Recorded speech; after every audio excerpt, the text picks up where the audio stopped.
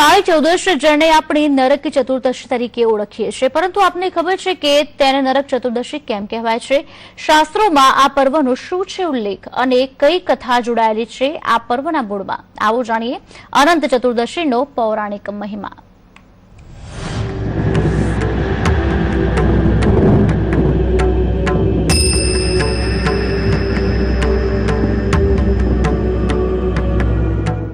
દિવાળીના એક દિવસ પહેલા મતલબ કાર્તિક કૃષ્ણ ચતુર્દશી તિથિના રોજ નાની દિવાળીના નામથી ઓળખાય છે.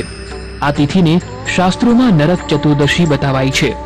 આ દિવસે યમ તર્પણ અને સાંજના સમયે દીપદાનનું ખૂબ જ મહત્વ રહેલું છે. એવું કહેવાય છે કે આનાથી મૃત્યુ પછી યમનો ભય રહેતો નથી. પુરાણોમાં નરક ચતુર્દશીને લઈને ખૂબ જ રોચક કથા છે. નરકાસુર નામના એક અસુરે 16,000 કન્યાઓને બંદી બનાવીને રાખી હતી. ભગવાન શ્રી કૃષ્ણએ નરકાસુરનો વધ કરીને આ કન્યાઓને બંધનમાંથી મુક્ત કરાવી. નરકાસુરના બંદીગૃહમાંથી મુક્ત થયા પછી આ કન્યાઓએ શ્રી કૃષ્ણને કહ્યું કે સમાજ તેમનો સ્વીકાર નહીં કરે, તેથી તમે જ કોઈ ઉપાય કરો જેનાથી સમાજમાં અમારું સન્માન કાયમ રહે. સમાજમાં આ કન્યાઓને સન્માન અપાવવા માટે સત્યભામાની મદદથી શ્રી કૃષ્ણએ બધી કન્યાઓ સાથે લગ્ન કરી લીધા.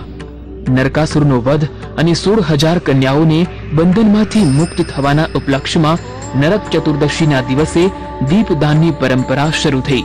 ભક્તિ સંદેશ ન્યૂઝ.